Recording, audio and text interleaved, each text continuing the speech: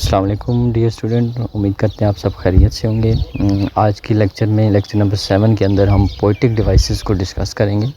Figurative devices भी इनको बोला जाता है, लिटरेरी डिवाइसेस भी और पोएटिक डिवाइसेस भी। ये होती क्या है, सबसे पहले अगर हम इसकी डेफिनेशन पे थोड़ा सा जाएँ तो आप देख पाते हैं कि फिगरेटिव डिवाइसेस लिटरेरी टूल मतलब एक ऐसा टूल होता है जो मोस्टली ऑथर या पोएट यूज़ करते हैं, जिसका लिटरल मीनिंग कुछ और होता है, लेकिन पोएट या राइटर यूज़ कर रहा होता है कुछ और मीनिंग के लिए। मतलब इसका एक्चुअल जो लिटरल या डिक्शनरी मीनिंग होता है वो कुछ और होता है, लेकिन उसके अंदर पोएट कहना कुछ और चाह रहा होता है। ये डिवाइसेस मोस्टली जो राइटर यूज़ कर रहे होते हैं वो इसलिए कि अपने वर्क को थोड़ा सा इन्फ्लुएंसिंग बना सकें और दूसरा रीडर के अटेंशन को ग्रैब कर सकें।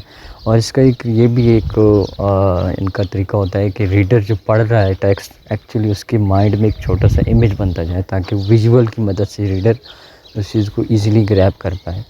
तो ये बहुत सारी होती हैं जो हमारे मैंने नीचे दी हुई हैं, हम वन बाय वन करके इनको डिस्कस करते हैं। जैसे first one is simile. Simile क्या होता है? बेसिकली ये एक कंपैरिजन है। कंपैरिजन है दो चीज़ों का जिसमें हम लाइक और एज जैसे वर्ड यूज़ कर रहे होते हैं। लाइक एंड एज मतलब कंपेयर तो कर रहे होते हैं टू डिफरेंट थिंग्स को, टू डिफरेंट पर्सनस को या चीज़ों को हम कंपेयर कर रहे होते हैं, लेकिन क्या है उसमें हम दो वर्ड यूज़ कर रहे होते हैं, एज और लाइक। मेटाफर भी बिल्कुल सेम चीज़ है। मेटाफर के अंदर भी हम कंपेयर कर रहे होते हैं दो डिफरेंट चीज़ों को, लेकिन वो डायरेक्ट कंपैरिजन होता है। अगर आप डेफिनेशन के अंदर देखें तो ये एक डायरेक्ट कंपैरिजन है, मतलब एज़ और लाइक जैसे वर्ड हम इसके अंदर यूज़ नहीं करते। जैसे कि नीचे एग्जांपल की मदद से समझते हैं, she is as brave as lion कि वो शेर की तरह बहादुर है। बट नीचे आ जाए, ही इज़ अ लायन कि वो शेर है। अब वो शेर की तरह बहादुर है, यहाँ पे एज़ मैंने यूज़ किया है, एज़ ब्रेव एज लायन। यहाँ पे एज़ और लाइक जब भी यूज़ होगा सेंटेंस के अंदर वो सिमिली के अंदर आएगा। लेकिन नीचे अगर मेटाफर में आप लोग देखें, ही इज़ अ लायन, मैंने यहाँ पर कोई भी एज़ या लाइक जैसे वर्ड यूज़ नहीं किए, मतलब वो शेर है। तो अब यहाँ पर डायरेक्ट कंपैरिजन किया, मतलब दोनों का एक ही है, सेम ही है कि वो शेर की तरह बहादुर है या वो शेर है, मतलब वो शेर की तरह बहादुर ही है। शेर है, इट डजेंट मीन कि वो जानवर है।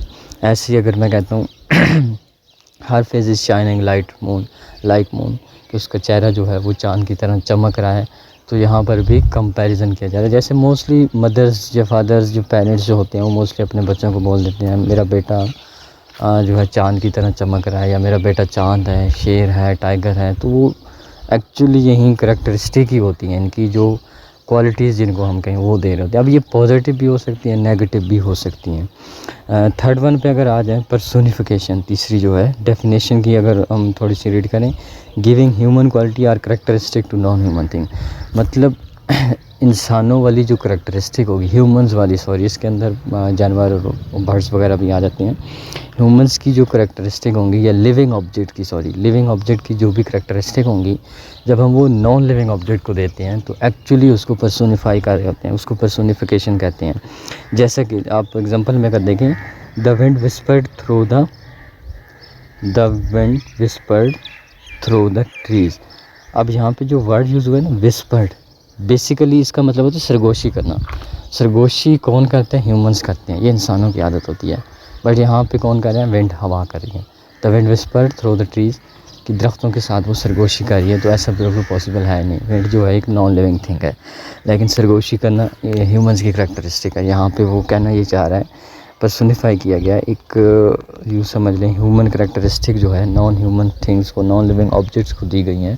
तो इसी चीज़ को पर्सोनिफाइड कहते हैं कि पर्सोनिफाइड किया जा रहा है। जैसे कि इसके अगर मैं एक और एग्जांपल दूँ कि हवा के साथ पहाड़ की चोटियाँ झूम रही हैं। अब पहाड़ की चोटी जो होती है वो अच्छी खासी, मतलब वो पत्थर होता है, पत्थर हवा के साथ नहीं झूम सकता, हम उसको धक्का भी लगाएं तो हिलेगा भी नहीं, ज़रा सा सिरकेगा भी नहीं, लेकिन हवा के साथ क्यों कैसे झूम रहा है? ये राइटर एक्चुअली पर्सोनिफाई कर रहा होता है, एक नॉन लिविंग ऑब्जेक्ट को लिविंग ऑब्जेक्ट वाली करैक्टरिस्टिक दे रहा हूँ। तो पर्सोनिफिकेशन में हमने बस इतना याद रखना है कि ये human characteristic, sorry living object की करैक्टरिस्टिक नॉन लिविंग ऑब्जेक्ट को दी जाती है। नेक्स्ट पे अगर आएँ तो एलिट्रेशन होता है। एलिट्रेशन क्या होता है? Repetition of the same consonant sound. यहाँ पे जो वर्ड याद रखना है वो कंसोनेंट साउंड।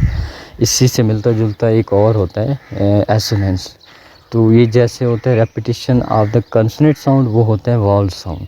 तो वाउल साउंड को बेसिकली हम बोल रहे होते हैं एसोनेंट, जहाँ पे वो कंसोनेंट साउंड दे रहा होता है हर वर्ड के शुरू में, तो ये क्या होता है, एलिट्रेशन होता है। अगर हम एग्जांपल पे आए, she sell the sea shore on the she sell the sea shell on the sea shore. अब यहाँ पे सी जो हमें आवाज़ दे रहा है, ये एक्चुअली क्या है, कॉन्सोनेंट वर्ड है। वॉल्स कौन से होती हैं, ए ई आई ओ यू, ये 5 वर्ड होती हैं। अब अगर इनकी साउंड दे रहा होता है, इनसे मुख्तलिफ साउंड्स बनती हैं। फिर अगर उसकी वो साउंड दे रहा है तो फिर हम कहेंगे कि वो वॉल साउंड आ रही है, उसके लिए हम एसोनेंस वर्ड यूज़ करते हैं। लेकिन अगर ये कोई और कंसोनेंट के वर्ड्स की साउंड दे रहा है तो उसके लिए हम वर्ड यूज़ करते हैं alliterations, repetitions of the consonant, same consonant sound at the beginning of word. नीचे आ जाए, ओनोमेटोपिया। ओनोमेटोपिया क्या होता है, बेसिकली ये आवाज़ें होती हैं, जैसे मुख्तलिफ़ तरह की आवाज़ें आती हैं मुख्तलिफ़ ऑब्जेक्ट से, तो वो पोएट ये चीज़ें यूज़ करता है अपने वर्क के अंदर, ताकि हमारा जो रीडर है उसके माइंड में एक विजुअल बनता है।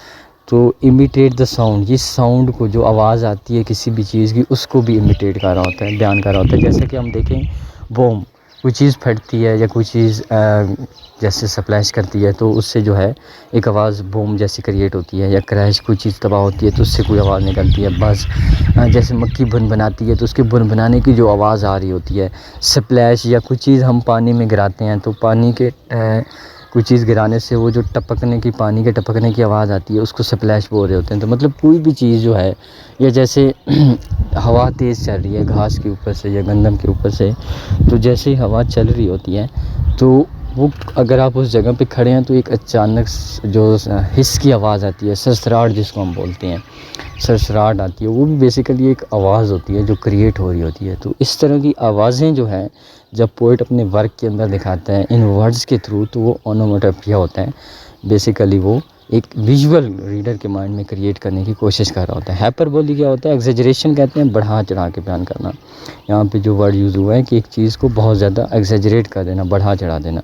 जब भी हम किसी चीज़ को बढ़ा चढ़ा के बयान करें, जैसे example, I have told you a million times, कि मैंने लाखों दफ़ा आपको बताया है। तो यहाँ मीन्स टू से कि लाखों दफ़ा कोई नहीं बोलता। या मैं जैसे कहता हूँ कि I have asked him million time, कि मैंने उसको लाखों दफ़ा कहा है, but he did not complete the assignment, लेकिन फिर भी उसने अपना काम जो है वो कंप्लीट नहीं किया। अब लाखों दफ़ा कहने का मतलब है मैंने एक चीज़ को बार बार दोहराने की कोशिश की है। इट डज़ंट मीन कि मैंने लाखों दफ़ा ही उसको कहा है। तो ये जो बढ़ा चढ़ा रहा हूँ मैं, इसी चीज़ को हम हाइपरबोली बोलते हैं। जैसे कि हमने एक पोइम पढ़ी थी, डैफोडिल्स, तो उसके अंदर जैसे हम देखते राइटर ने यूज़ किया था एट ए ग्लैंस ही सा 10,000 फ्लावर। एट ए ग्लैंस के एक ही झलक में उसने जो है, एक ही नज़र में उसने जो है वो 10,000 फूल देख लिए। अब देखें, एक ही नज़र में, एक ही ग्लैंस में हम फूल बहुत सारे तो देख सकते हैं, but how can I count, कि एक ही झलक का मतलब 1 सेकंड के लिए आप किसी चीज़ की तरफ देखते हैं एंड देन आप आंखें हटा लेते हैं। तो 1 सेकंड के लिए अगर मैं किसी चीज़ की तरफ मेरी नज़र पड़ रही है तो मैं देख तो लूँगा बहुत सारी क्वांटिटी में, लेकिन उसको मैं काउंट नहीं कर सकता। और जैसे वो कहता है कि एट ए ग्लैंस आई सा 10,000, तो वहाँ पे क्या एक हाइपरबोली यूज़ की गई है। नीचे आ जाए, तीसरा जो हमारा लास्ट वन है, रैम।